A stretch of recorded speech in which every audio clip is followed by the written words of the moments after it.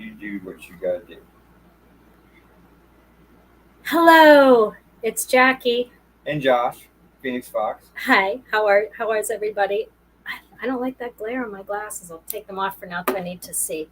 Um, so hey, how is everybody? We are going live tonight. It is a spur of the moment live, and very spur of the moment. And I just walked in from work and brushed my hair and got the computer set up, and here we go. It's ladies' night.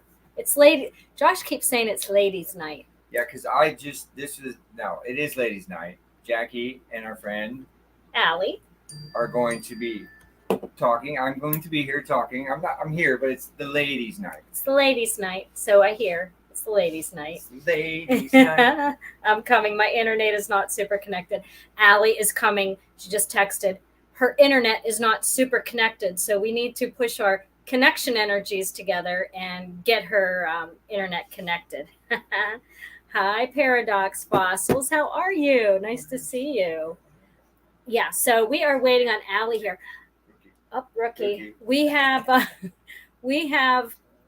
a show tonight where we're going to talk about some various subjects. Allie Berry, who's going to be joining here, is beginning to do a read on Serpent, Mound in Ohio, which she got this book quite a while ago and has recently pulled it off her shelf in perfect timing because we are going to be meeting up at Serpent Mound this Saturday in Ohio. So she pulled it off and didn't realize she had this book, that it was put aside for a little bit, and pulled it out and said, what a perfect time to read this book.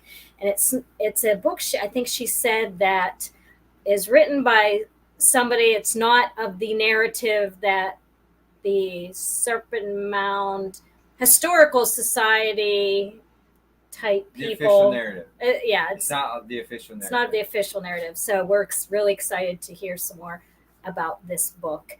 And possibly, hopefully, Seven Spalding might be joining us here tonight also. So we're just going with the flow here tonight. And with my title, the reason I titled it that was because, one, there's a serpent, and we're going there this Saturday. So a serpent, a full moon, which is, I believe, tomorrow. I think it's tomorrow, is a full moon. And then the summer equinox, which is, I think, a few days after we're at Serpent Mound. So all within the next couple weeks. Hi, Leanne. And so all within the next couple weeks, we're going to have a serpent, a full moon, and a summer solstice. So, hey, there's Josh in chat. Nice to see you, Josh. Yeah. There's Allie. Oh, I guess it'd be good if I put the link in chat for Allie to come up. Yeah. I don't know. Allie, can you just make yourself appear here suddenly? It is tomorrow the 14th. Oh, tomorrow is the full moon. Okay, I thought it was coming. Let me get to invite. I got a copy. Woo-woo! I'm so excited. We love to do impromptu stuff. Really, not so much, but we kind of do. She does. Kind of sometimes. It's 50-50. No, I kind of I'm like not whole much on the whole. Like, let's just go live. She tried. She tried to just pop herself up. It didn't work. There's the link, Allie. That's just me and my angst of things. Jackie's always nudging me. She has since day one nudged me onto the live streams. I've always been like apprehensive. I always am when I first start out. I'm like, nah. That's why I don't do any of my own. Or like, I'm just like, No. Device not connected, Allie B. That's what it says on my thingy, majiggy. What are you doing? See, I didn't do it. She did it. I'm going to bump you off and try again, Allie. So, I don't know if I can get you off. Oh, that didn't sound very good, did it? Oh. Allie, try getting off and back on again and see if it works. So, yeah, here we come. I think add to stream. Let's try it. 1, 2, 3. Let's see. No, that didn't work. Hold on. Give it a second. Okay. I'm giving it a second. Saying remove. I'm going to remove you, Allie, and try again. I know, Leanne. It's just nothing. I know it didn't sound very good, did it? Okay, I'm going to remove you, Allie. Try again. Let's try it again. Do, do, do. Sing a song, Josh.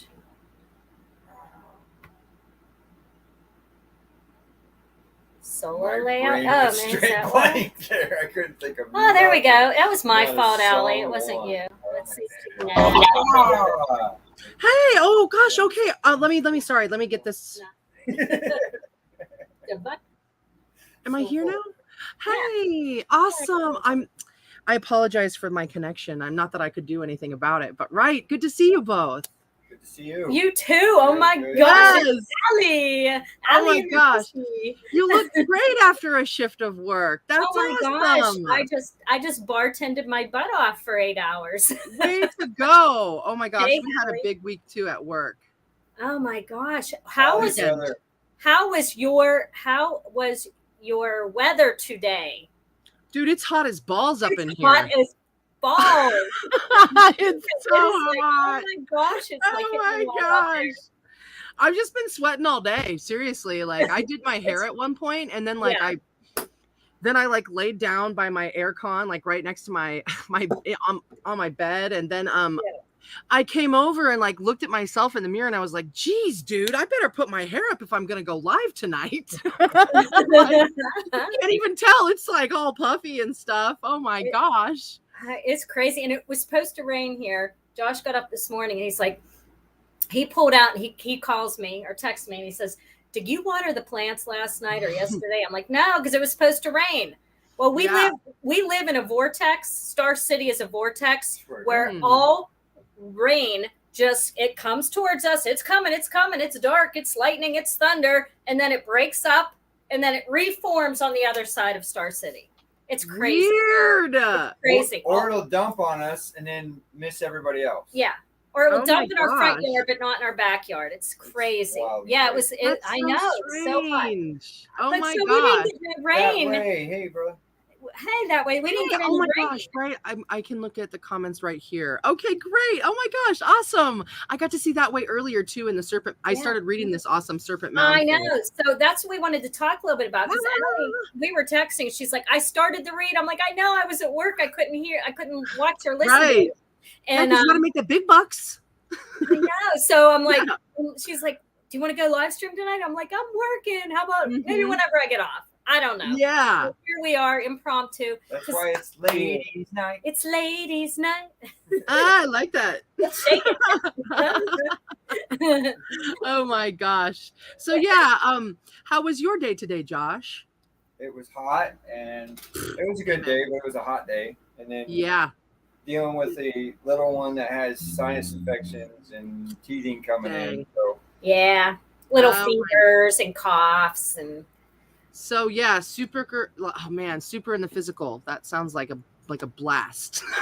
That's where I have been stuck the last 3 weeks. Probably is in the physical. I haven't been able to do much of any kind of real research or reading or even just thoughts of my own lately. Yeah, it's just you had a couple though. I've had moments, but not like I would like for it to be. But I hear you. I'm making excuses because we have to make our own time. That's just how it works. Right, we do, right? But I understand what you're saying. So much by just my business and my little ones and all that kind of stuff. We've been fighting. Yeah, we've been balls, right? These energies have been like. Yeah, man. Oh my gosh. Honestly, too, because I've been finding so much solace just in the time that I go live to read because it does give me stuff to think about other than the stuff that seemed to like circle back into my life again this week. Like, it's just like thoughts that I was just like, wow, okay. And the full moon energy, I felt like I was feeling it sooner, like a prelude to it. Yes, exactly. Woo! Because I've been in my emotions. I know. I'm waiting for the full moon that is not going to put me like down in the ground. Feel like you're put on your ass. I'm put on my and I'm like waiting for the one where I'm like, oh, full moon. Because those happen too, and they're amazing. Our shirt today. I noticed. It's so cool. But I'm like, everyone, I'm like, okay, this is going to be the one. It's going to feel great. I'm really excited about this full moon coming. And then nope, I'm Oh done. my God. I'm having an anxiety attack this morning. I'm like, seriously, dude. I bit my tongue while I was eating. And Oh, then I I ran hate outside that. and cried because I'm like, I can't do this anymore. I hear you. Oh my gosh, dude. I felt that way too. And like this morning, like I woke up in like a good mood, and then like some things transpired. Yeah, you're breaking up. Poopy internet. Allie froze. There you go. Are you back? Maybe.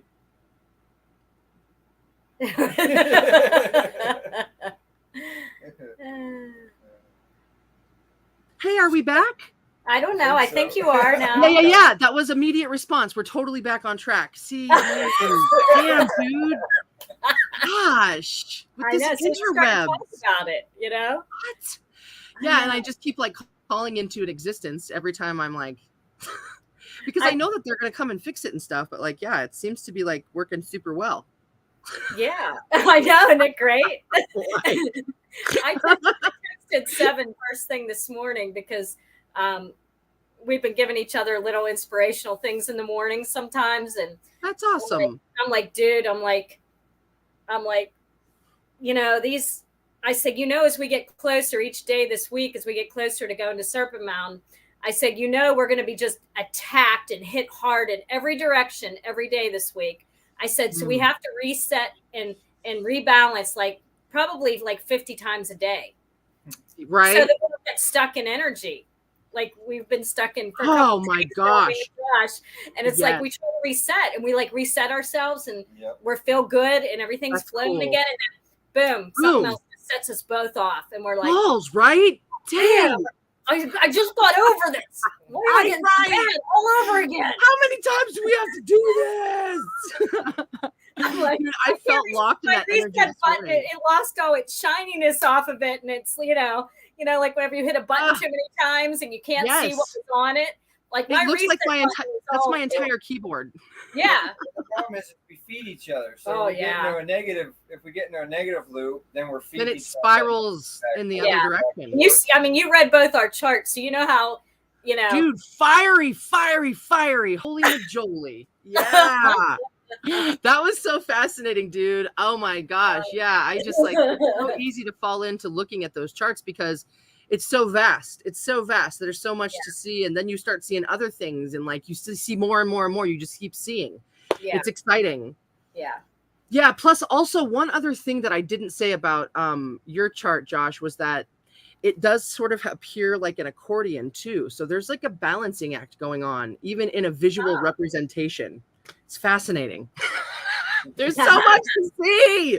But I need to see more. I call that, that's the balance between my angel and my demon, you know. Right? We all have. Oh my gosh, dude, you have all that Aries. Yeah. Oh my gosh, the strategy alone. Yeah. Seriously. That's fascinating. That's good. I have part Aries too, so like I really wouldn't ever want to be your opponent ever. Like ever. Right. It would. I am kind and gentle until the fire has been stoked, and then I'm sorry. Boom. There are boundaries. Right. Yep. And I have patience very long and very thick, but it wears. Yeah, dude, there are boundaries. I'm feeling you, dude. I'm a cusp of Aries too. I've got the ram and the bull, so I'm just like raw. Like sometimes. Here I come. Yeah, like I've got a threshold, and after that, it's like okay, things are different now. Like, yeah. So tell us a little bit about the book. When you told me before, but I can't remember. Like, when did you get it, or how did it? So I actually got it in 2014. I was there at the summer solstice, and again. Yeah, it was really cool, and I got it signed by the author and everything. So yeah, 6/22/14. And who's the author and how did they get? Okay, so the book is called The Great Serpent Mound, Book of Wonders and Mysteries, an eclectic guide to the enigmatic effigy and its parkland. And this is the collector's edition from 2003, and it's written by Ross Hamilton. And dang, it is so cool. It's very thoughtful. It talks a lot about like the Adena culture and the Manitou people and how this stuff lines up with the stars and the history that it's gone through. And like the first people who came and mapped it out and what it actually possibly points to as far as what more ancient peoples, their sort of civilization and how it's linking that it's more about being in harmony with the earth, and that this Serpent Mound itself was a possibly a place where they harnessed the energy between heaven and earth at all times and brought down this power and this mingling of it. And there's so many cool things that, because I went on the tour when I was there on that day, and they talked about this one spot, which is like this, like almost like this egg send off, like this space between the worlds, like where we then our spirits, our biofields, our energies are sent off. Well, this one spot supposedly where is important for all of that, they just have continuously filled in since the beginning of the time of the park, because it just keeps sinking. It just keeps sinking and sinking and sinking, and they just keep filling it, which I find to be fascinating. Plus, compasses don't work there. We didn't take ours last time, did we? What's that? Our compass. No, we did not. No, and I meant to, and I forgot. We forgot. I think we forgot. Matter of fact, I'm so glad you said that. Oh, he is so glad you said that because he's awesome, dude. Right? Because I read about it. I didn't have a compass there with me last time, but like they say that compasses don't work there, and there have been like archaeologists and astronomers that have been to this site because it is actually like the possibly oldest site of the Americas that actually, you know, it's a big part of the history of this place where we are. And so it's all really fascinating, and I'm really pumped to go back and check it out. This Saturday. Yes, I really truly hope that this all gets to lay out and happen, because it really I told you we will swing around if we have to. I feel you, but I have to have my own wheels. Because I got to be back for work on Sunday and stuff. You know what I mean? Yeah. So it all really hinges on the Denali. And man, as much as I'm frustrated with that lady for waiting so long, I told her that I wasn't gonna, sign on anything until Mercury retrograde was over. And I told her that 2 weeks before the retrograde so that she could get the title cleared, you know? So, and then she didn't try to clear it, and she actually cleared it on the 3rd. So now we're this 14 to 21 day thing. So delays. Yeah. One day at a time. Free will is a bitch. Yeah. Right. Yeah. It's like those, those petty tyrants that we have to hone ourselves against in our lives, those things that we don't find necessarily the easiest things to just oh that's a cute freeze frame. Oh no, is it bad? It was. It's gone. It's gone now. Bad. It was one of these. Thank God. Oh no.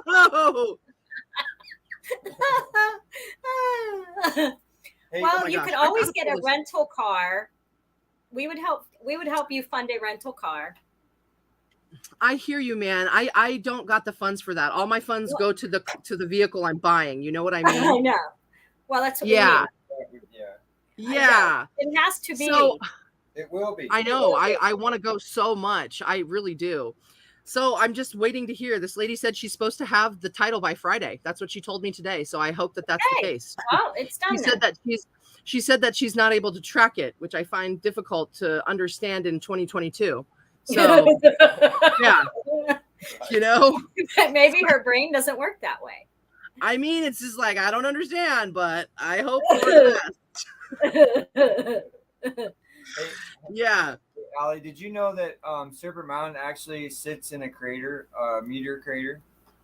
Yes, I do know such things. It's actually okay. So it's actually on a plinth. It's actually like this raised, like bit of land, and it's right next to this this crater, this astrological crater. There's like cobalt, magnesium, all kinds of crazy stuff up in there, along with Flint, but Ohio's known for Flint, right? Well, So as far as like where its location is, there's two different versions of that story that I found. One Ooh, version I'm of it is that it's on the edge of the crater, on the edge of the outer crater of the impact crater, and then another version of that story shows, and I've seen the maps, and it shows both, but depends on where you want to lay out the impact crater. I think it's just a matter of how things can be. Absolutely, because we were not alive. Right. And so people disagree on where we weren't. So the two versions of the story I heard was that actually Serpent Mound is in the midst of the meteor crater. It's not very far from the actual center point. And then there's another group that says, well, there's actually on the outer edges of the meteor, and that the Indians built that there as a site for remnants of the great meteor that hit there and of the great power that's there. And da da da. That's one of the other stories. Yeah. So anyway, I don't know. I think, see, the thing about the crater is it doesn't match exactly to a meteor crater standards. So when you look into this, okay, so how they say they can determine what these different things are, like a bomb blast or a meteor blast or nuclear blast, they all have their own signatures, right? Yes. So this meteor crater doesn't have exactly the same characteristics and properties as a meteor. It has some extras, but they don't ever go in. You can't find any of the details of what those extra details are or those extra signatures are. Well, there's other meteor craters, that sites, quote unquote, around the world that are the same way, that have the same signatures. See, so I lean a lot to the theory of there was a war here at one time amongst, there was a nuclear war or some kind of weapon war of some. It doesn't necessarily have to be nuclear, but there was a war of some kind with greater technology here that explains a lot of the melting of things and the crater, these unexpected, these irregular craters that aren't, I believe some of these places, like where Serpent Mound was, I think there was a great city there at one time. Right. And like other meteor spots that are quote unquote meteor spots, I think there were great cities or places of great worship that were there. I agree. I completely agree about the Serpent Mound like that. I honestly lean more towards they were like nodes on the grid of the world, because there's different grids. We have the electric grid, the diamond grid. I don't remember the crystal grid. There's I don't remember all of them off the top of my head, but and then there's just Sophia, Gaia, the Mother Earth. Yeah. Yes, these are just ways to tap into what we were meant to be a part Matrix. of. Yes. The natural way of things. The natural way of things that we've gotten so far away from, and we have very little knowledge of. That's the sad part about it. We don't have. There's knowledge there, but what of it do we believe? That's one of the reasons why I like going to these places that we were going, like Serpent Mound. Me too. Because I get to see it for my own self. Yeah, you get to feel it with my own eyeballs and my own energy field. Yeah. And yes, absolutely. Plus, you think, hi. You only read so much and only get so much from reading or watching or absorbing that way. Yes. You come to a stalemate I did. I came to a stalemate with my own self on these findings of things because I just found that it was just a loop after that. Yeah. There's no answers. That's why you have to go. Right. Yes. It gets to the point where you have to. Yep. Even sometimes just being called to the mountains. I feel that, that urge to just go on a walkabout, to go on my own little quest out in the nature worlds. Sometimes just to decompress, you get called to do these things. Right. And I think it's fascinating too, to think about how I wonder what the whole process of all the 3,000 years since that carbon dated back to when the mound was built, and the actual slices of how you see the intersection slices of what it looked like in between, how it was structured, and it's built for electricity conduction. And fascinating stuff. And you think if it is a crater, you could also see if there was a plinth. What if it was an asteroid and it just came in and boom, and that was actually where they built it, was that crater plinth? You know what I mean? Yeah. And also there's stuff that talks about in this book about how that people who came and lived at this place and understood it was something that they came upon. It wasn't even something that they built. It was something that they came to understand. And that what you were talking about, how you don't even know. It's like, because we didn't live there and stuff. As you were saying that, it reminds me of the Oracle of Delphi. Know thyself, that all of these codes are actually within ourselves, and we are in this matrix rat race of things, and all the physical needs that we need to, that then is this, I don't know, this school where we are called Earth. So yeah. Right. Yeah, Exactly. it's a lot of stuff, right? And it's all interconnected. It is, every last bit of it.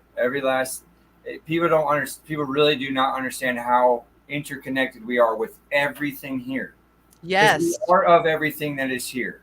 And everything that is here is of us. If you break it down to DNA, well, this is how they can convince people that we're made of monkeys, because there's enough DNA that matches ours to a monkey. Right. But you can do that with anything here. Yeah. You can take a tree, you can take grass, you can take a cow, you can take a butterfly. Pick anything that's alive here on the planet, and there's enough DNA in it that will match our DNA that's in us. And you can say we all came from, we came from butterflies, we came from trees. No, it's not it's not how it works. But that's how interconnected we are with everything here. And that's why they want this other energy that is in control right now, or in the driver's seat, let's say. Not necessarily in complete control, because if it was the negative was in complete control, this place would be a way bigger mess than it is now. Amen. There's still a lot of good energy here, a lot of positive here, because otherwise this would be a complete shitstorm. Worse, people think it's bad now. It can be a lot worse. This planet can become a whole lot worse. It has in time, and people don't realize that we're living in a pretty cushy time in life, as far as human beings in our living of off this planet. And it's true in some extent, in many extents, in fact. And I feel like it's created a whole realm of different sort of issues that we're dealing with that have nothing to do with survival. And it's a really fascinating, weird thing to me to think of, like, all of the psychological things, but it is still all interconnected. And even speaking of that, like thinking about how actually, where'd it go? Here. Oh, it fell again. So great. It's perfect. When I was talking to Code earlier today, this thing just fell down, and it happened to coincide with some weird noise in London too. So it was weird. But we but mirror the world. All the tendencies present in the outer world are to be found in the world of our body. If we could change ourselves, the tendencies in the world would also change. As a man changes his own nature, so does the attitude of the world change towards him. This is the divine mystery supreme. A wonderful thing it is, and the source of our happiness. We need not wait to see what others do. Mahatma Gandhi. So I say that again too, and it sort of lines up with my thoughts here, because when we talk about, that we are everyone, and that we can see that, it doesn't negate the fact that we still have boundaries, and that when you have a boundary, you're basically saying that this is what I will or will not do. For this reason, whatever or not it is, it's a personal thing, and everyone, and by doing that, you do create, like, sometimes, what is it called? Like the opposite of a magnet, like repulsion. You create a repulsion of other energies. So it really is always this back and forth thing. And it's a slippery thing, right? Yeah. Right. How do we part, how are we coming with these, like, emotional wars and battles that we have with the different energies and emotions and the people of our lives, and then how is that reflecting on what we're seeing in the world right now, and how does that come up against your own personal boundaries? Whoa. Well, and the big thing is that we've been misled on what things are too in life. Like, true. The words have been put on things, and really what they are is energy. Everything's energy. And so, but we're not taught these kinds of things. We're taught the words this and the words that. And the definition. And especially now in the society that we have now, where they've built words into being real weapons, And Indeed. But Word, sword. Yes, but that's if you let it. See, that's the thing. We have our own energies, we have our Duality. own shields, we have our own protections. I don't have to. That word coming at me is really just an empty shell, is the way I look at it. Until I decide what I'm going to put into it. Am I going to take offense? Am I going to, what energy am I going to give that word that was just given to me? Otherwise, it's just a word. It may have energy. It has energy because it's been created by somebody and been, put out there. Precisely. That's what dogma is. Right. Yeah. But how I perceive it or how I receive it is up to me. That's what free will is. Yeah, that's 100% one of the greatest things about free will. And so just because and that's the other thing, just because the words that are coming at me, if I take it a bad way, a negative way or whatever, that doesn't necessarily mean that person is giving it to me that way. Right. That's a part of that miswiring and miseducation that we have of things. Just because the way somebody says something or the way the word comes out with somebody doesn't always mean that they're attacking you or that they're meaning harm by it. Because take like New Yorkers, for example. Right. They cuss and carry on and call each other, look back and forth at each other and don't mean that there's no harm whatsoever. Chicago, I got family in Chicago. Like a dialect. Right. They're cussing loud, carrying on. You think the people are being rude to each other and they're like being not nice, but it's just the way they're talking to each other. It's like, just, hey, wise up, be nice. Yeah. You're not being mean. It's just the way they speak back and forth. It's just the culture thing. Right. But that applies everywhere. That applies to every person, because just because somebody is not filtered in their speech doesn't mean they're meaning you harm, doesn't mean they're coming at you, doesn't mean they're attacking.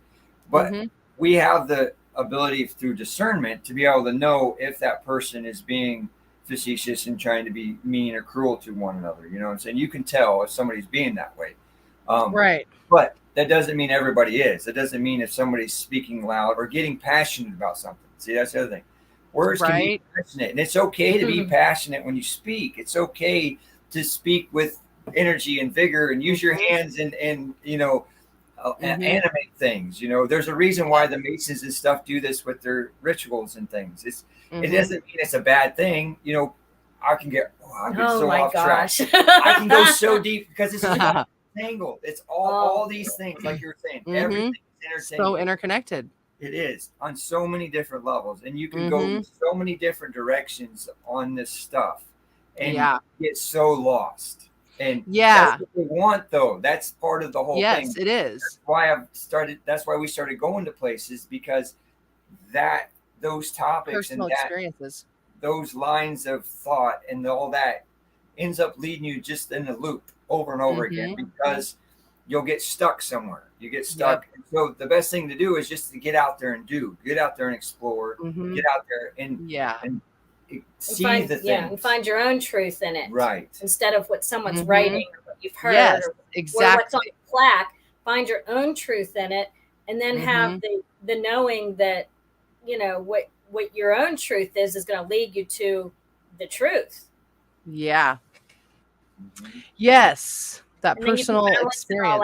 Yeah, because then you can balance it out by what you've read, by what you've seen, by what you feel, by what others around you have seen, felt, feel, and then put it all together and then form your own picture of what the truth is. Right.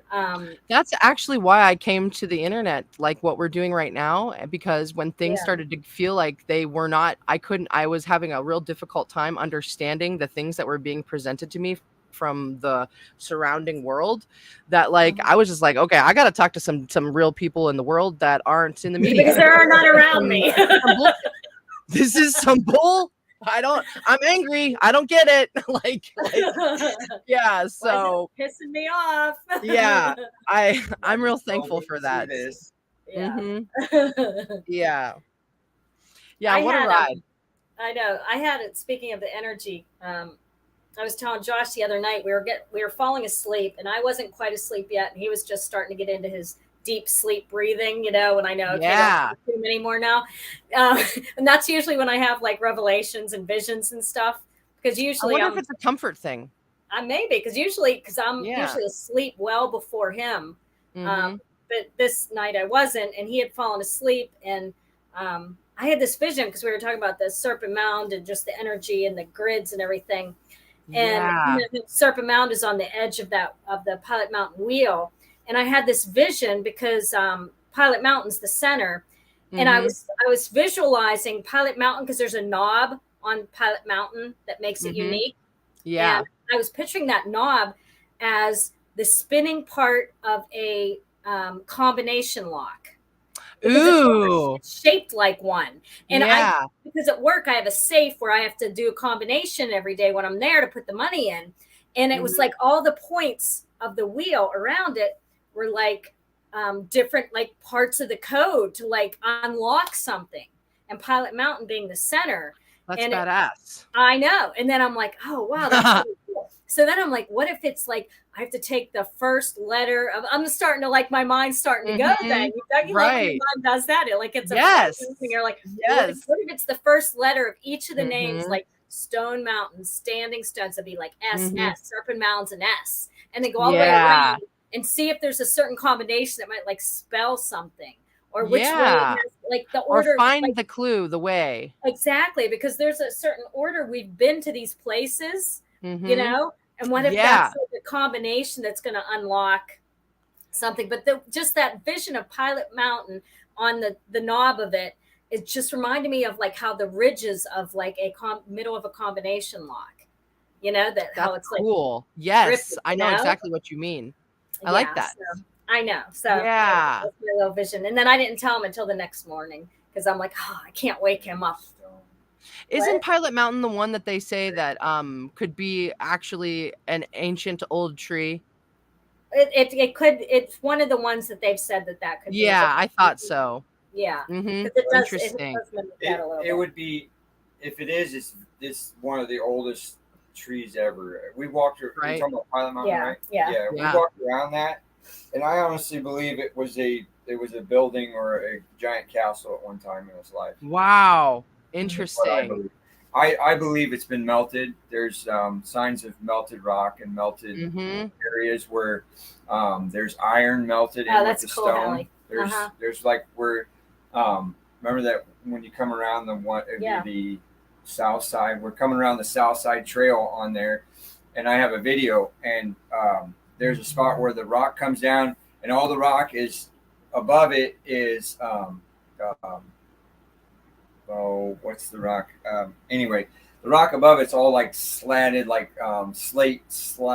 slats of rock, and then you come down below a little bit more, and it's just melted. It looks like the rock flowed down, and the thing that's weird about it is that right through the center of it was like an iron flow that goes right with the rock. So, and the reason you know it's iron because it's rusty. And it's different, and it's a different texture, and it looks different as it comes. And there's flows, and there's flows like that all the way around the whole place.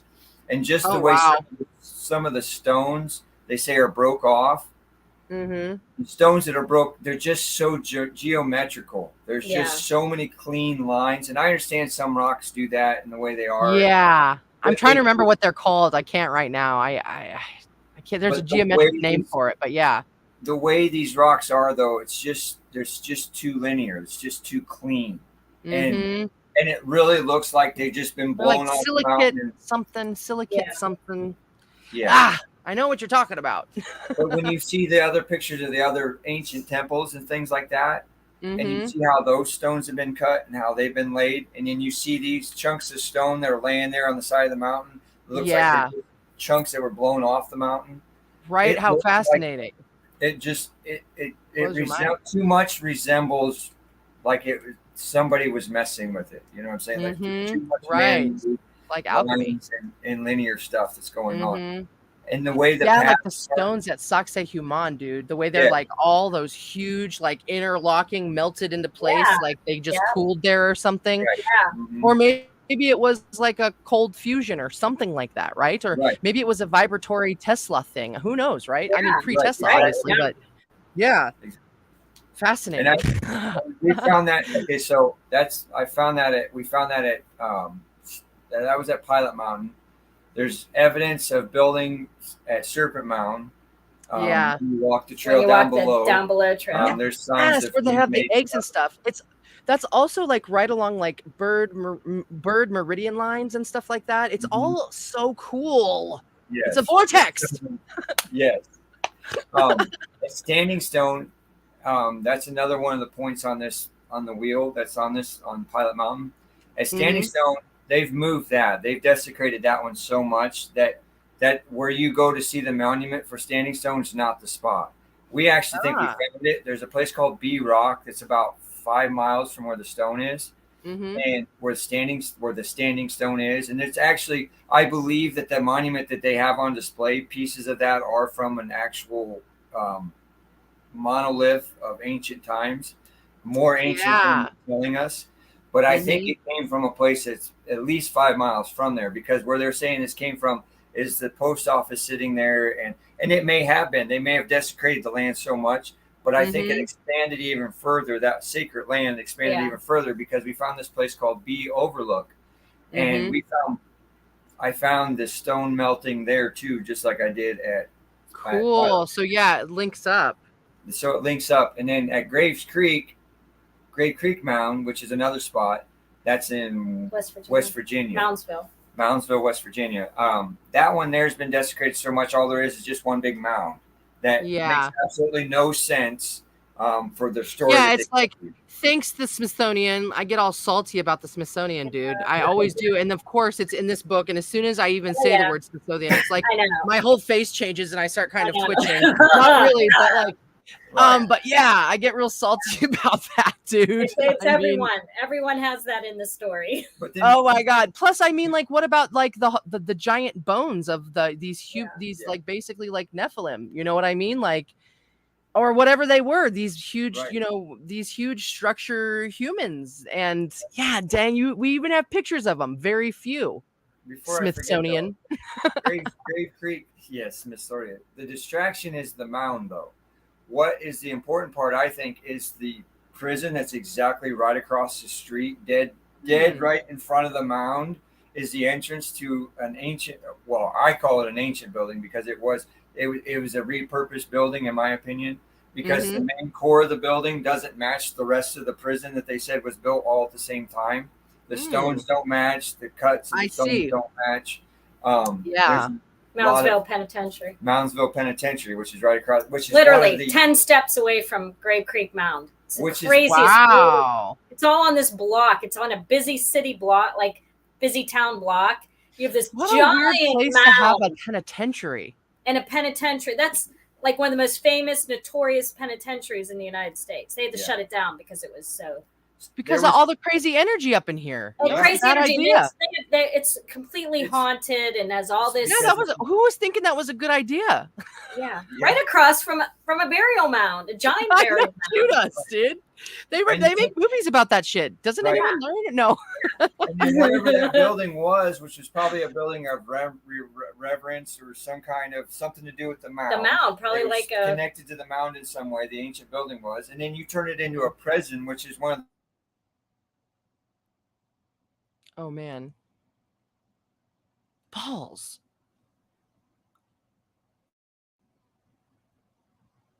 The most truth. Talking too much truth. They're trying to cut us out. Right? Dang, I missed the last of that, and I lost my thought. Just so everybody knows, if we get kicked off, it's not our fault. They kicked us off, because last time we had a live stream, we got kicked. We got cut off. Right in the middle of a really good point. It happens that way. We were talking about. Yes, it does. Yeah. We were talking about the sky and Planet X and things that were happening in the sky, and how I fear, one of my theories on how they're covering the sky up, which has to do with polarization. And anyway, I found a great video last night. I have to get this out real quick before I forget. It's off topic a little bit. I'm sorry. This is supposed to be ladies' night, not my night. No, you're good. No way. I found a video last night where this guy takes an LCD computer screen and he scrapes the polarization off the screen. And then he shows you, well, you can't see nothing here because there's nothing on the screen, right? Well, then he takes that polarization piece and he puts it up to the screen, and you can see the screen again. Well, then he explains how that works, about how the LCD screen gives a scattered light version, and then what happens, it scatters the light into a disarrayed picture, and then what the polarization does is it filters that light and brings the picture that's actually behind everything forward. Yeah. So the same thing's happening in the sky, because I believe that they're using, through the chemicals they're using and through the static electricity in the sky, they're creating this milky white sky all across everything. Like when we wake up and we have that milky whiteness all across everything, and the sun looks like just a kind of a blur behind it. That's just they're trying to block out what's behind there, and they're doing that through basically the same design as an LCD screen. And the reason I believe this is because if you find a true pair of polarized sunglasses that are truly polarized, and you look to the sky, you will see shadows in the sky. You will see the things that people are talking about. When not every day, they're not there every day. It's not as though you just look up and you're going to see it. On certain days and certain times, I've got to the point now where I don't even need the glasses. I can just feel it. I just know that when it's there. My theory on things, because I can't prove it beyond 100,000% enough to be 100% sure, but when we see these big storms that are coming across our planet, or the United States, these big swirling land hurricanes. It was hit me in the face. Sorry. I believe that that's part of the celestial things that's going on in space. I think that's getting close to one of these other heavenly bodies that they don't want us to know about. Yeah. That's one of the reasons why blocking the sky out is so important for them, because they can't control the narrative. They can't control the script that's already been written for the end times. And if I'm not going to say where that script is at, if you know what I'm talking about, people will know. Also, I think it's about literally blocking out the sun, because the sun is multi-purpose. It is multi-purpose. It is like that is like a main purpose for that I have found in my, at least what resonates with me, because we gain so much from that sun energy and that moon energy. Yeah. And literally that sun energy, it makes you feel really good about yourself, and that's not really conducive to mind control and hive mind mentalities, you know. That's why they want us locked up inside, not going outside. That's why they want us to and inside the house and loving our air conditioning and not wanting to be outside, because they want us to absorb that energy that we need, that natural vitamin D that you can't duplicate. You can't, I don't care what you take in a bottle, you're not getting the same vitamin D that comes from the heavens. It's not, that's right. It's not happening. That what is the other thing is that people don't understand is that you don't need as much food as they tell us. No, not at all. A person does not need 2,000 to 5,000 calories a day. No way, dude. I work off of and work hard in a full day's work, maybe 1,000 calories a day. If even. If even. I eat one meal a day. I eat when I'm hungry. My theory on eating is it's just as the animals do. When you're hungry and you only eat what you need, you eat no more. Right. That's it. You don't eat beyond your fullness. You don't eat more than you need, and you only eat when you're hungry. Right. That's it. With that, why should we eat when we're not hungry? There's no reason for it. And why? Because KFC's got a commercial on, because everywhere you go, they're selling you food, sex, food, sex, food, sex, food, sex, food, sex, back to what we've been taught. What we're taught. Dude. And be about it. Otherwise, everyone's going to hate you. Right? Oh, yeah. People look at you like you're a fucking weirdo. First time I told people I don't have a microwave, they're like, what? You don't have a microwave? I don't have a microwave either. But I live above a restaurant, though. So, I can always use one if I need to or want to. I just tell people, look into what a microwave does to your food. And that's all I'll say to people. Because I'm not going to sit here and explain to you that you're better off going out and taking a handful of dirt out of your yard and eating it than you are anything that comes out of your microwave, because it completely destroys everything. The only thing a microwave is good for is boiling water. That's it. There is no other reason anyone should ever use a microwave. Russia has banned them from their country. And it isn't because they're communists and they're controlling their people. Dude, some of the coolest people I've ever met were Russian, to be honest. Literally, they were amazing, respectively, totally different people. They were just so awesome. They were kind. They were smart. They were open-minded. They were great. I loved them. Let's go. And I just recently got in contact with one of those awesome Russian friends of mine, just actually randomly, like through one of my live readings. She just was looking for books by that author, and she found me that way. Isn't that That's cool? so cool. I know. I was like, oh my God. I met her when I lived in North Carolina, and she was, man, it's so cool to hear from her. So yeah, who knows what the next year holds. She invited me to come and spend some time with her in California. So we'll see what shakes. All right. Or was it California, Colorado? Somewhere out west. Somewhere over there. Somewhere Yeah, where we never go. Yes. Right. I haven't been there in a long time. Yeah. Cool. Yeah, man. People and humans, energies. It's like, I feel like countries are cults. And that's okay too. We all come from different landscapes. The earth grows in different areas. We grow different things in those areas, and we have different cultures, and that's all awesome. I feel like if we're doing these things for reasons that we understand, and we understand where we're coming from, I think that that's really cool. I don't think it's really cool when we just keep doing things because that's the way they were always done. Right. Yeah. And we don't understand why we're even doing the things that we're doing. And I mean, I understand that to an extent. That's different when we're younger. There's a whole socialization that happens. But I mean, look where that has led us all.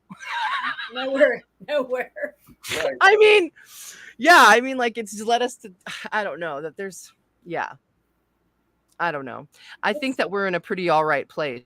But what is that saying? It's like, rough times create strong people. Strong people create good times. Good times create weak people. Weak people. Wait, mother of pearls. I screwed it up. The other day, I know what you're talking about. Oh. Yeah, it's strong people make good times. Good times make weak people. Weak people make bad times. Bad times make strong people. Strong people make good times. This cyclical thing. Right. Yeah. Yep. Spiral. Because nobody learns the lesson. It's like Groundhog's Day over and fucking over again, generation after, after so many generations, we go back to repeat instead of figuring it out that where that sweet spot is and keeping that sweet spot. You know what I'm saying? That balance. But we don't. It is a generational thing too, Josh, like that. It really is. It's like takes 3 generations to basically forget wherever you came from. If that's not been your focus your whole life, if you've been made to focus on all the other injustices that are going on around you, you know what I mean? Yes. Right. I agree. Yeah. That's one of the things I have a lot of respect for the Chinese and the Russian people, is because they have been basically forced into this, yes, but they've also, and a lot of their narrative has been very controlled. So the stories say. Who knows? We don't know. None of us are living there. I know some people that live in Russia, and they say that it's not as bad as what the Americans make it out to be, and our politicians make it out to be. There are restrictions, there are things, but it's not like a jackboot's coming to their house. They're worried about somebody kicking their door in every second of the day because they said one little thing. It's not that bad. It's not as bad as people make it out to be. But one thing I do know is that their government has protected their people from a lot of things. And people will say, well, that's just taking away their freedoms, da, da, da. They know what happens when certain things become commonplace in a society. You start to have a breakdown in society. You start having a breakdown in the moral compass of people and, the overall strength of a country or your land or your home. You know what I'm saying? You have a complete breakdown of that.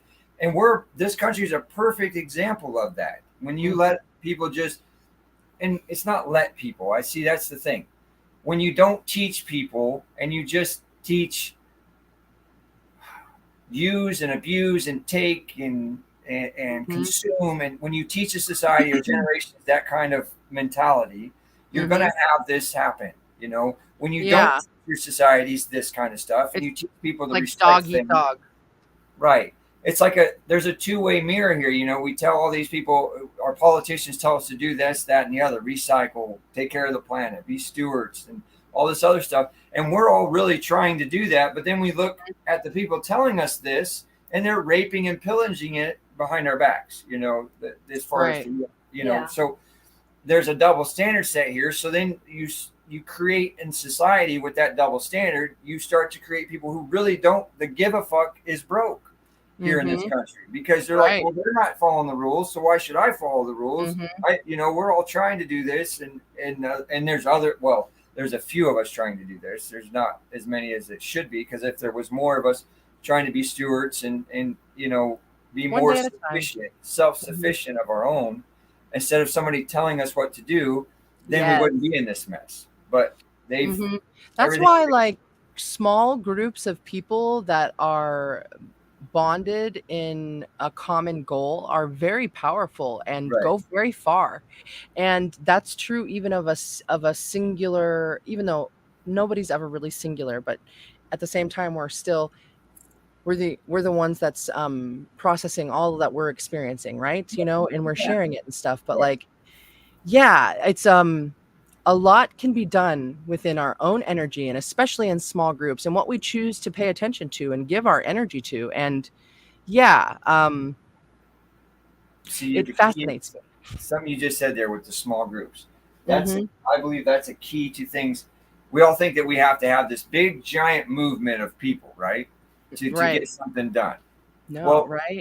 It's not that, it doesn't have to be that complicated. It can be just as simple as the little groups as you're talking. We have our birds of a feather flock together, right? Yes. So we have our own little groups, but those groups, it's okay for our little group to mingle with this group and this group and this group and this group. Just because we don't agree on everything, or we don't see things exactly the same, our cores are all the same. And you can have your beliefs, and we can have our bubbles. I like to say like bubbles. We have like bubbles. But those bubbles can intermingle, and they can never touch, and they can, and that's okay. It's okay. But we have to get past those kinds of dogmas of things. That it's okay to have different opinions. To have differing opinions is a thing. And that's it. It's just that, like, I think a lot of times when we're young in many countries, it's like we're taught to first and foremost, like, fall in line, and to believe that there's a greater power that's looking out for us, and that it's not our responsibility to do that. And that's a really undermining thing to then, like, become a part of a young person's core. And, like, it doesn't happen to everyone. And then, like, we all then rebel in our own ways and get into our own trouble because we don't fit. You know what I mean? So the energies of peoples. And so it might just take a small group of people with, on a common goal, which doesn't mean that you all blindly believe together. In fact, you encourage each other to have discussions where we're honing each other's thoughts and ideas through our own experiences. And through doing those kinds of things, while it might not be it's like, it feels like a linchpin in the paradigm shift, because for the paradigm to change, it really does have, in my opinion, or my understanding of things, that there have to be at least 51% that believe a certain way. And the stronger there is more collective beliefs that find this, the easier that paradigm is then to create with our own vision for everyone to agree upon. So when you have these small groups of people who are bound together, it's easier to almost jump through timelines and create these other real bubbles of energies that exist everywhere in the world. You know what I mean? So it's a fascinating thing, because then more people do that. We give permission to be, however that might be. You know what I mean? So one day at a time. And see, the thing I like to see on that is that it's all about the wording. Our words. I hate fucking English. I wish we could just speak in energy, like just somebody could just feel each other's minds. Like what happens when we're in sleep mode. Yes, because a lot of times people's disagreements on things is just a matter of lost in translation, I like to call it, where it's just not translating from one to the other, but you're talking the same thing. It's just the words that you understand and the words I understand have two different energies. But there are two different, let me rephrase that. They have the same energies, but because of the way we've been taught with words, there's two different illusions on these words, which make it look like they're two different energies, when they're actually the same energy. It's the same thing. It's the same goal. It's the same energy. And that's even on the opposite end of spectrums, you can be in that, but when you are on the exact opposite end of spectrums, it's like you Yeah. actually feel the same way, which right, is kind of mind blowing, right? Like, right, exactly. like that book I hated, The Subtle Art of Not Giving a Fuck. Like I like, I loved when you read that one. yeah, like seriously, I really like, I agreed with so much that guy said, almost in the exact opposite spectrum of things. And we were Yeah. talking about the same things. Yeah. Yeah. Right. So, Exactly. Totally opposite Yeah. ends of the spectrum, but yeah. somehow it was the same. Yes, dude. Seriously, right? Yeah. Right. Yeah. You But see- we all take away different from all things, right? So Yeah. yeah. In the control matrix, or however, whatever the system is that is controlling the things of now, pick a word. Government, CIA, Masons, whatever word you want to put on it, whatever that is, that other energy, the negative side of things here. Mhm.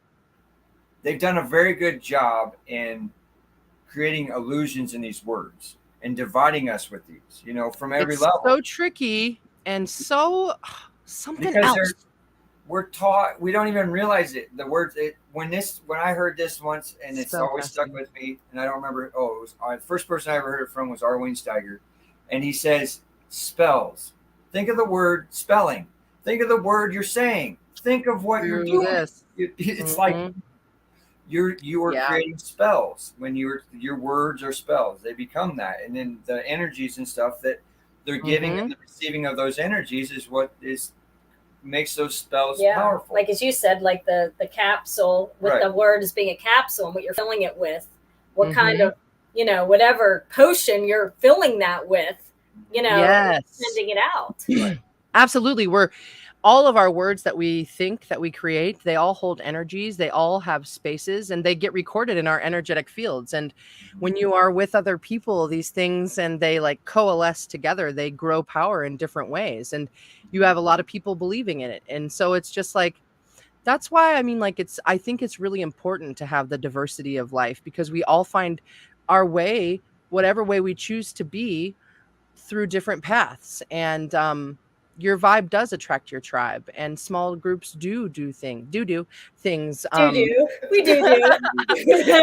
that are really important together. And those small moments that we share together are really important. And the way that, like, something can change inside of you, and how then the rest of your life is different from that experience. It's fascinating and cool and precious and unique. And it's awesome, I think, even when it hurts. Am I dang it, with the what? You guys look like you're staring at me hardcore, but it's just because you're frozen. Oh, there we go. You're We're back. froze. Oh, we're You're kind of froze. back. You froze. I froze. When it was all frozen and stuff, like, you guys were both looking at me like you were like Doberman pinchers or something. I was like, oh shit, they're frozen on me like hardcore. What did you do to us? You That energy thing you were just talking about, I didn't catch it all, but it made me think of like when a group of people get together, and that energy, that especially when you get together in the flesh and together, like yes, group, like when Jackie right? and I met. Holy majoli. Holy majoli. You can create such an energy vortex in that area of the people there. That Imprints. thing we learned from. Okay, there's a lesson we learned from the first time we've done a group meeting at Serpent Mound once before, and that the energy that is generated in one of those situations, if your mind and body is not ready for it, it will overwhelm you. True that. Especially if there's powerful individuals there whose minds are already very high. And so Hi, Debbie. it's very important to remember that the energies that you may feel in this situation, especially when you're at the mound, with a group of people. On top of it, you have the mound energy on top of your own personal, very high energetic fields. Yes. A bunch of you all together who are on the same type of mission. And it can get volatile, and it can get intense, and then it can get kind of just overwhelming, happy. Yeah. It can be a real roller coaster. It sounds like the energy sound healings, Yeah. honestly.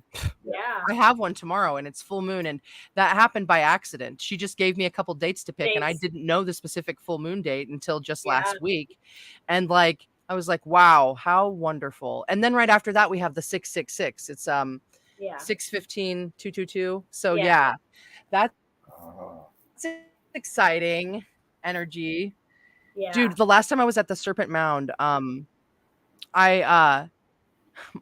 my friend Frog met me down there first, and we were driving around the area, and it was the solstice, and we came across this group of people out in the woods somewhere, all in black hooded garb in a circle doing some sort of seeming ritual. And I thought that it was so fascinating when I was like, wow, because we were in back roads. We were in back roads.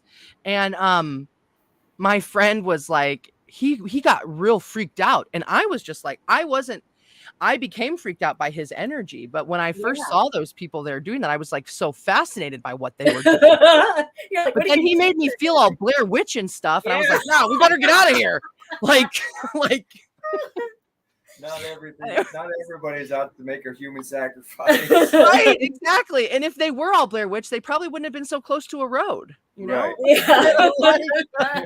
I don't think they were ashamed. They would have just been putting little funny sticks and twigs around things. Yeah, seriously, right? Oh my gosh.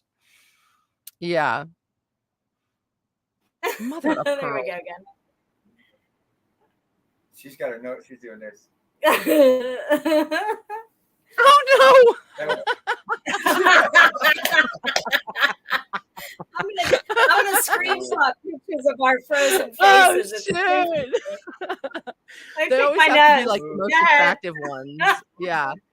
Like, oh my gosh. We met a Sasquatch. I swear we met a Sasquatch at Serpent Mound. Ooh. There was a. Oh my gosh. Yeah, it was me. It was a 7. Yeah, Scott was there. Scott, myself. Jesus. He was a Jesus. He was Jesus / Sasquatch. Right. So there was this. Okay, so we go down to the trail that you can walk that's down in front of the end of the Serpent Head, and then that's what there's the pillars down that way and some other rocks that don't look right. Anyway, when you first come down around that path and come down the hill there's a cave like right across there's like a little ravine type thing right there, and there's a cave. Yeah, and we were looking at this cave and everything, and there was two spiders that had built spider webs over this entrance of this cave, and one was here and one was here. And I was like, guys, we're not going to go through there. I said, I'm not disturbing them, because there was a reason. It was just, to me, that was just saying stay away, stay out. If there's two spiders, exactly the same type of spider, and they built two webs across an opening of a cave, my gut says I'm not going through there. My past lives say not to go in there. I hear you. Welcome in there. I'm not welcome in there. Otherwise, the path would have been clear. Dude, as you're talking about these spiders in this cave and this whole thing, like I'm getting like flashbacks from like the years when I was like Link and Zelda and like the Skulltulas and like all of the, I don't know if you ever played those games, but it's crazy that this is where my brain is going right now. Did I just break up again? A little bit. You're okay. You're speaking truth. That's what happens when you speak truth.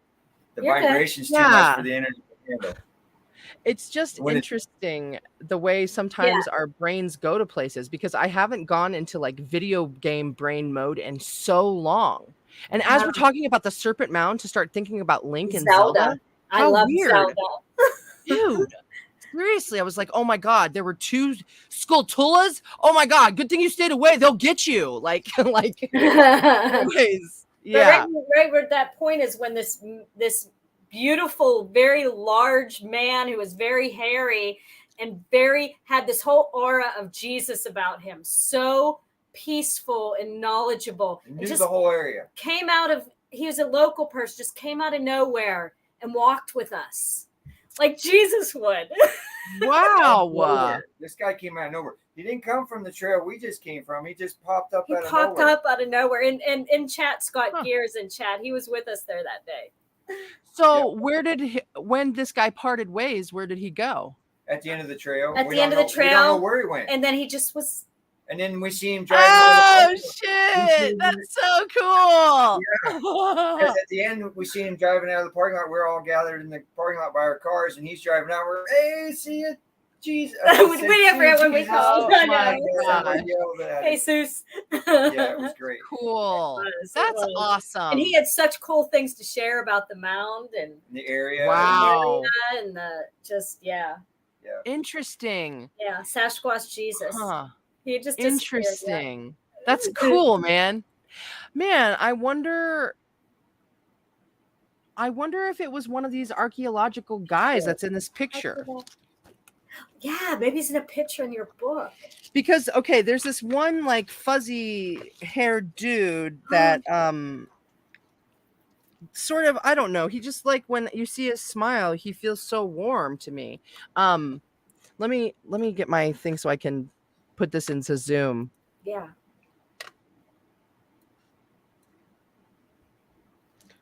Okay, I wonder if I can't get more light on this. Let me see. Can we put it on full screen? Yeah, let me put you on full screen. I forget how to do it though. This guy. We bring that with you. I will. Oh my gosh, I hope I get the Denali. You We did are this going. way. What are Wait, you talking about? There we go. That's a little better. So this guy right here. I don't know. Ah. He looks too old. I don't know. He looks like a big guy. Okay, different dude. Yeah, I think so. Hi, Okay. 8, hi, not 8. Just Yeah, he looks curious. too old. He looks too old. Yeah. This guy was younger. Like he was like a young Jesus, like in his 30s. 30s maybe. Oh wow. Yeah. Okay, all right. Yeah, so Okay. maybe he might be there again. Yeah. We may have to evoke him. Invoke him. Yeah. Oh my goodness. Call him in. Cool. Oh my gosh. Well, oh my gosh, it's 11133 right now. Oh, Boom. that's cool. On the stream. Oh. Yeah. Looking for it. So dudes, do you guys have plans for the full moon then tomorrow? No. No, I have to take my little one to the doctor, and I'm home with That's the other kids all day. All right. So No, hopefully we're you off. do some I'm off. relaxing, releasing. Yeah. It's always like, because whenever the new moon comes, I'm always spending time thinking and meditating about the Right. things that I want to bring into this new cycle. And then in the last like 3 or 4 months, I've been doing releasing rituals on the full moon. So Yeah. I spend time thinking about the things that I want to release. So it's always like bringing in the new and taking out the old. So it's like a cycle. Yeah. And I do think that I feel that I don't know if it's just placebo or what, but I find it to be so therapeutic and helpful for me. And sometimes like after I do that, because then I'll write down everything that I'm yeah, I was gonna constantly say, I feel like this one, it's gonna be a laundry list. right. So far it is like I just been like working on it today. Like It has not been a good full moon cycle since the last one. right. I don't know. Seriously, I was just like I woke up feeling all good this morning, and then things got weird right away Yeah. out of left field. And then like Yeah. by like noon, I'm like writing, I release. Like, like Man, I'm gonna have nothing left. right? Seriously, man. I guess we'll just wipe Nah. it all, start all over. Right. And it does feel like super fresh start. So yeah. And then the next week being the solstice. Yes. Oh my gosh. All the energies. Yeah. The longest day of the year, or it's the longest day, right? I don't Yeah, know. Yeah, it is. sure. I mean, like there's still a quantity of a day, right? But as far as the sunlight's concerned, right? Oh, yeah. it's the most out Yeah. of the sunlight. Yeah. It's good. Totally more energy, a whole new season. Can you believe it? 6 months of this 2022. It's gone. Wild. Right. Speaking of time, Oh, there I'm we glad go. you said that. Who's been having time fucks, I call it, because I've been having some serious. It started out with just like minute increments, and now it's like hour increments, 2 hour increments. Where, okay, let me start this out from the beginning. Start from the beginning. So It's a very I good was- place to start. I was driving.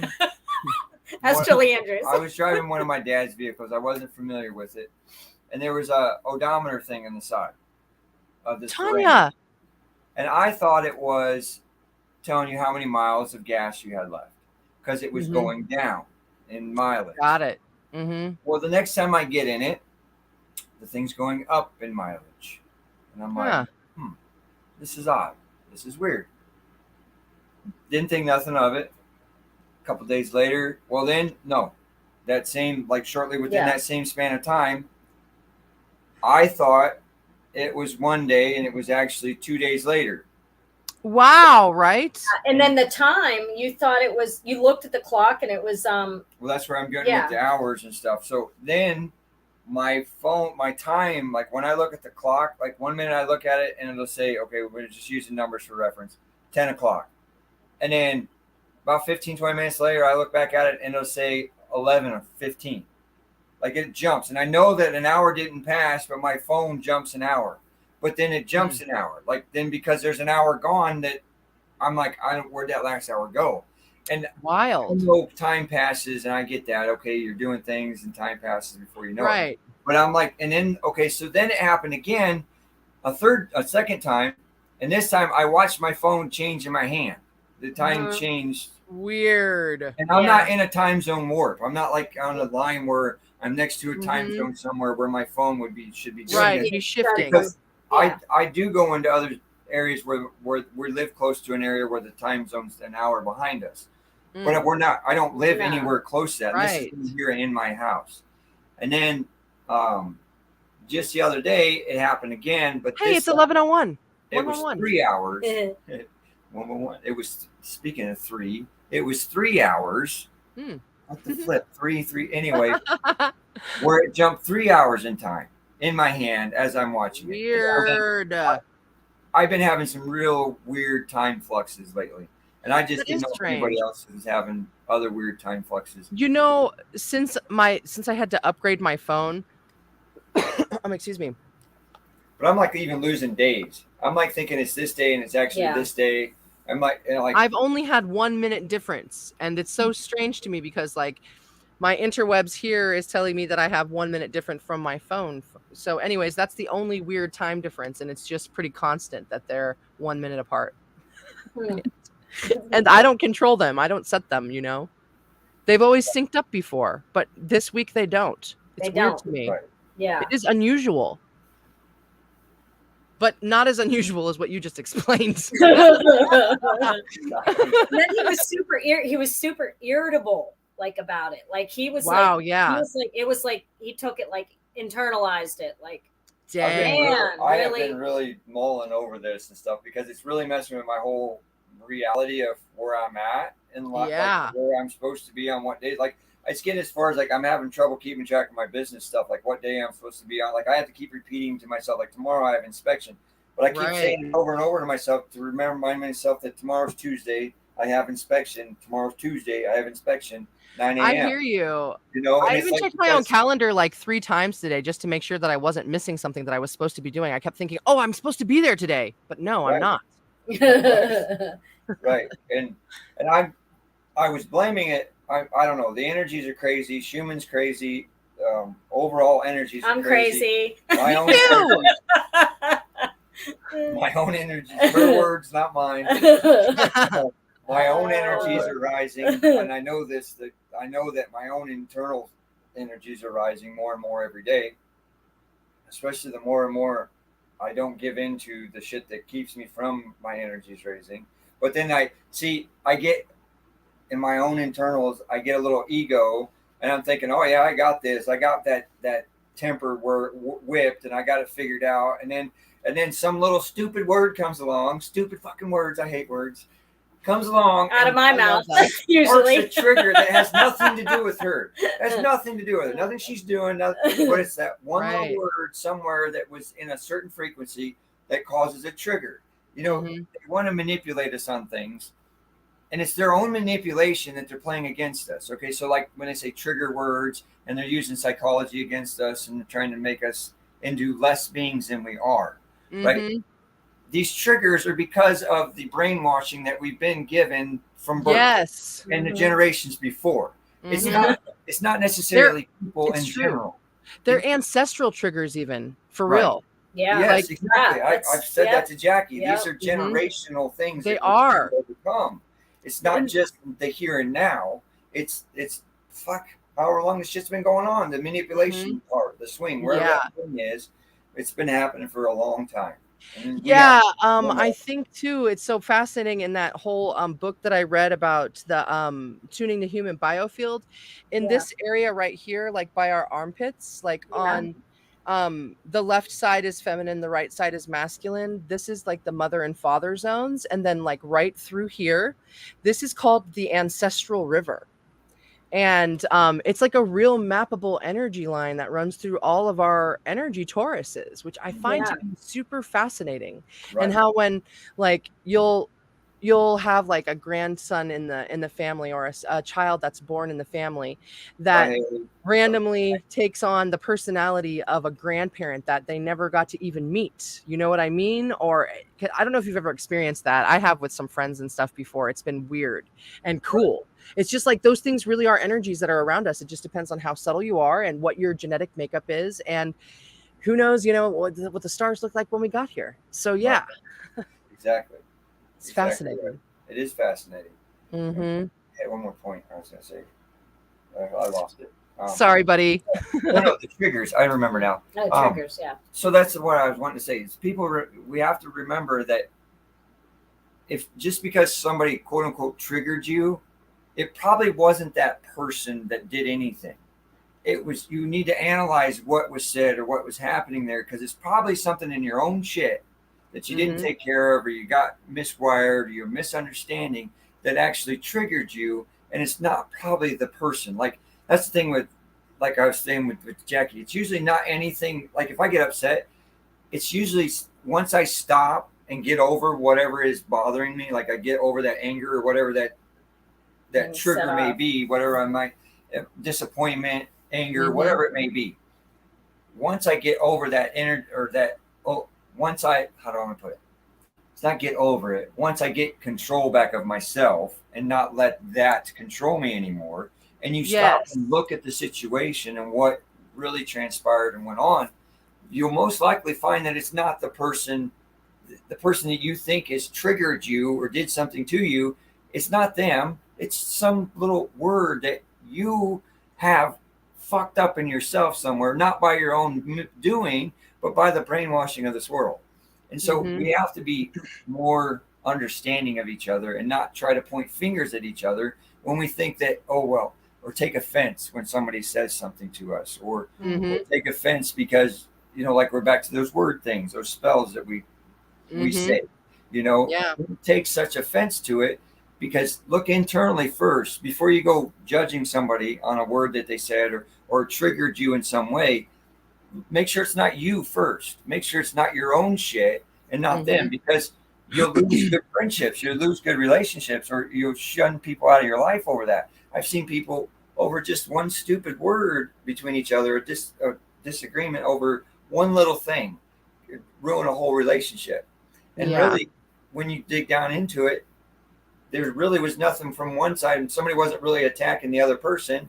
The other person is just misunderstanding or misinterpreting the energies because of their miswiring of things.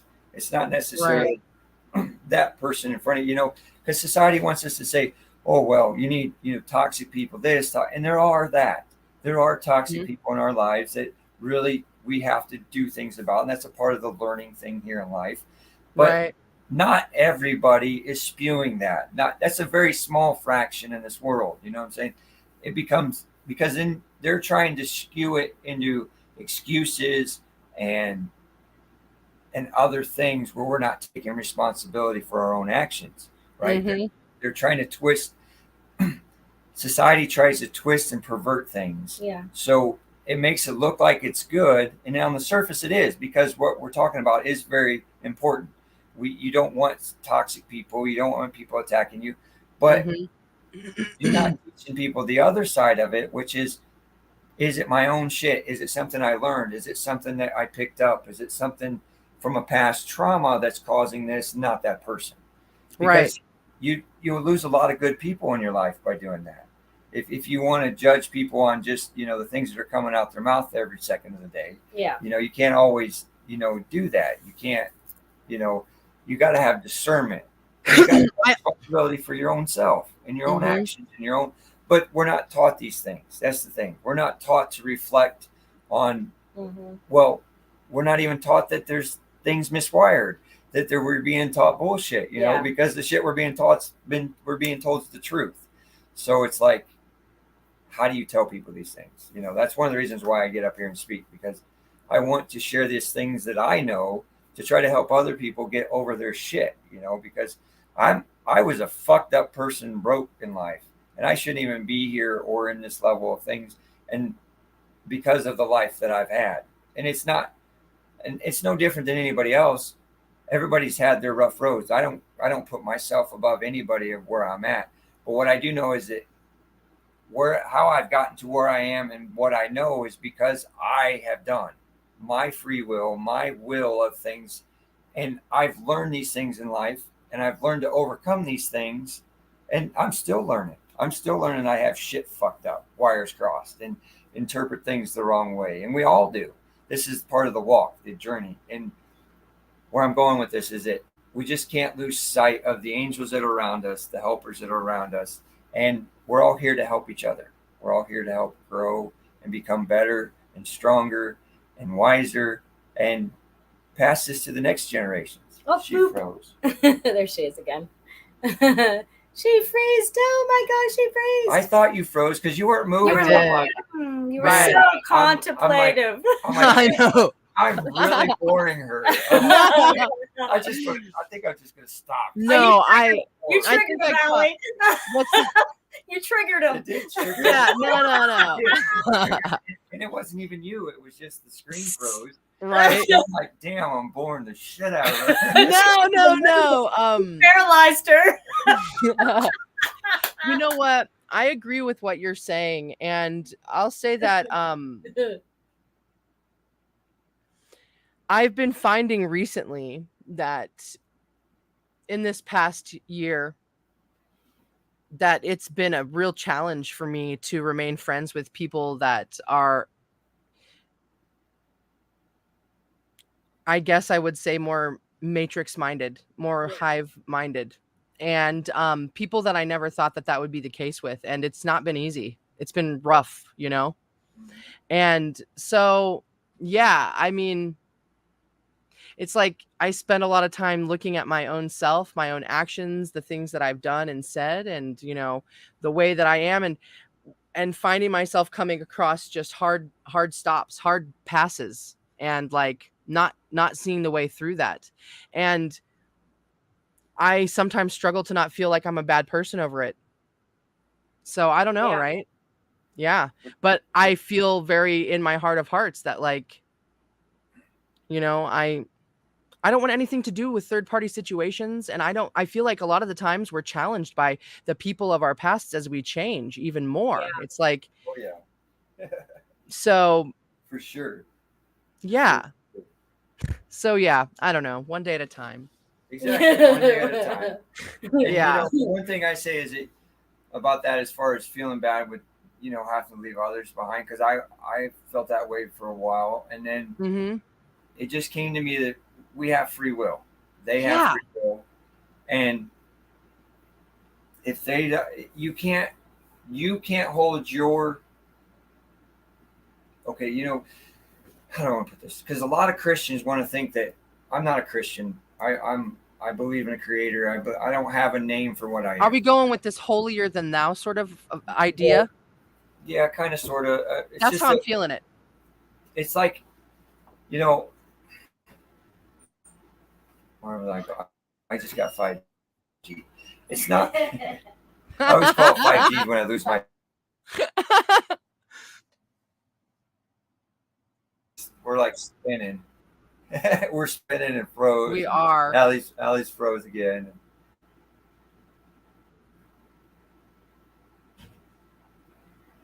Okay, we're back, I think. Are we back? Okay, good. Awesome. Yeah, we're back. It's not necessarily feeling holier than thou, but you can't feel bad because somebody doesn't want to grow. Somebody doesn't want to expand their life. You can't pause your journey and your growth you can for a while through your own free Mhm. will of things, you can, but Yeah. you have to keep moving forward. And if they want to Yeah, stay dude. back there stuck in their mire of things, then that's on Mhm. them. You can't. Right. I've Mhm. told Jackie this, because Jackie got into a sticking point in her growth of things, and I said, look, Mhm. I can only wait for you for so long, and then Right. I have to move. I have to grow. I have to keep moving. Mhm. If you want to stay stuck in your stuff, then I I'm still here, but I have to keep growing. Mhm. You can't feel, and you want to reach your full potential of what father and mother created us to be. You can't be mad because you're leaving them behind. They're going to be mad Mhm. because they're going to take it the wrong way and think you're leaving them behind and you don't care. It's not that, because you have to Right. do. We all have to do Mhm. our own.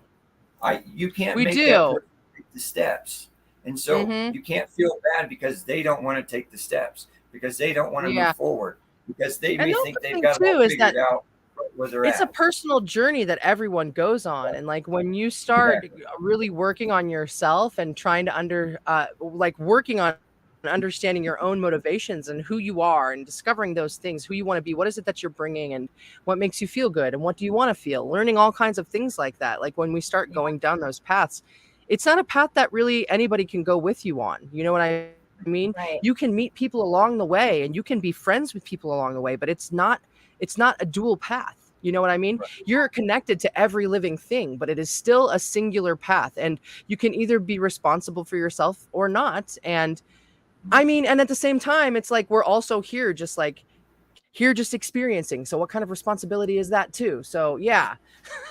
But yeah. Am I frozen? Mother of pearls. I think we're gonna have to call this, you guys. I know. I know. Well, say that again. Wait. Can you remember what you just said? Say it again. We missed it all. At the same time, Shit. I know.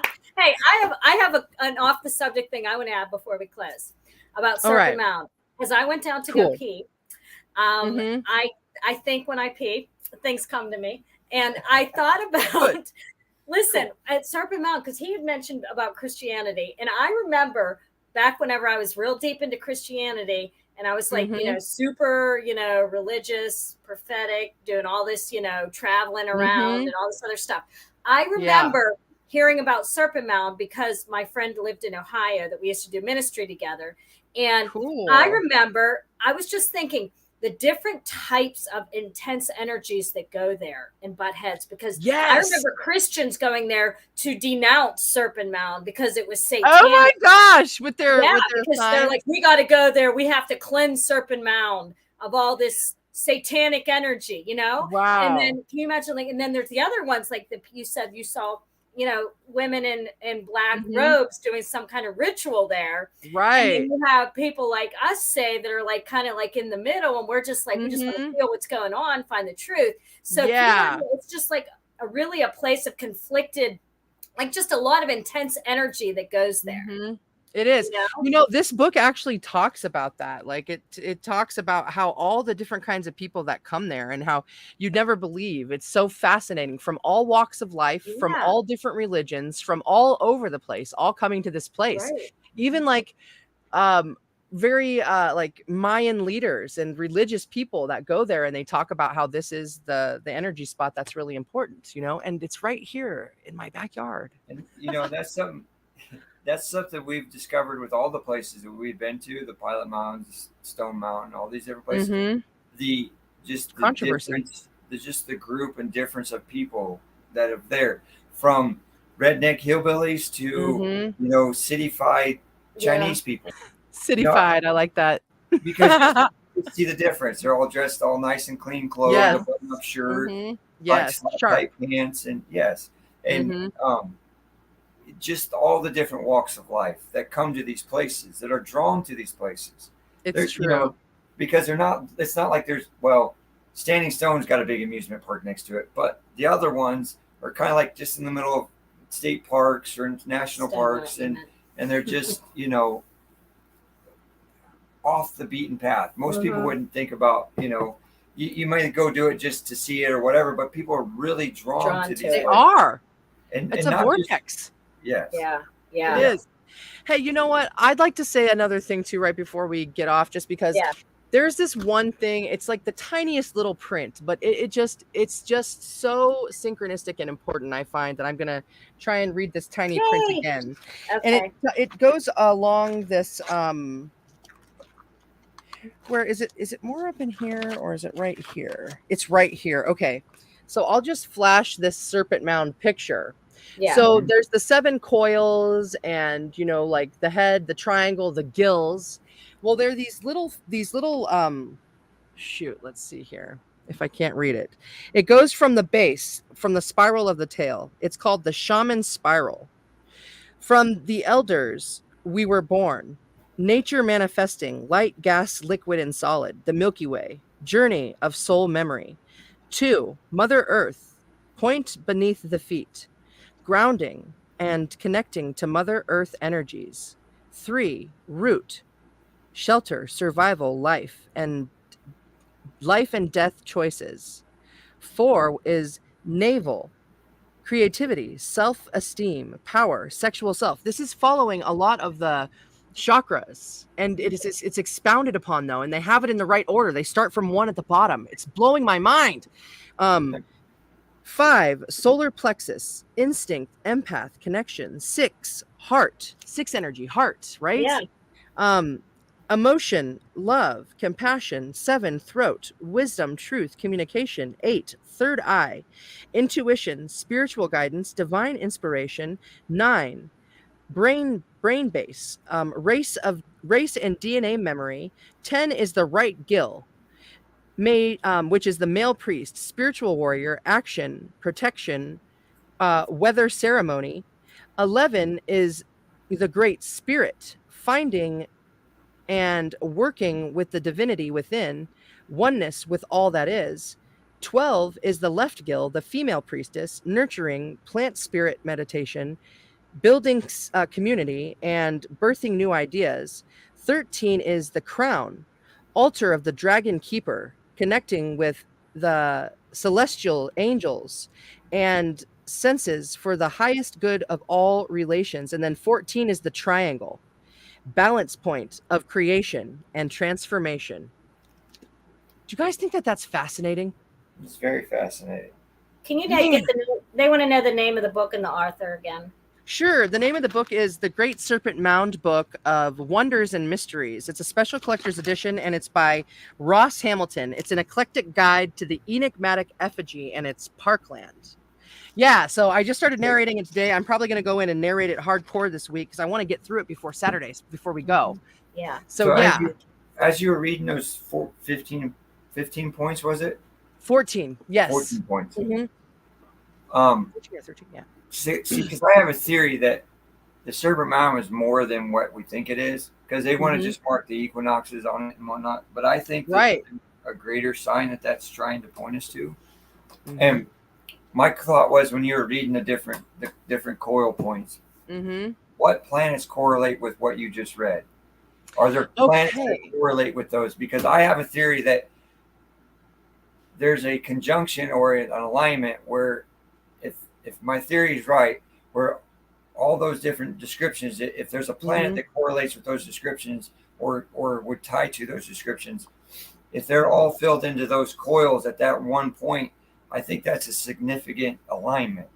I think you're right. And it's not pointed out in the book what that would be, but there are, in other research that I've done, planets linked to our chakra centers. So we could fill in 7 of those planets right away. Right. Exactly. And the rest of them we would have to figure out after that, right? What kind of luminaries that might represent, and also then what kind of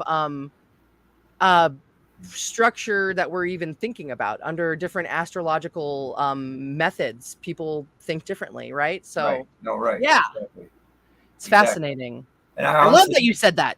Well, when you said that, when you were reading those, I was like, wow, that correlates with my theory that I have about the alignments and the coils of the. That is why they pick that many coils, and there has to be a reason for each of the coils, not just. It's not just the summer solstice and the equinox. To me, it's too great of a effigy for just something that that basic.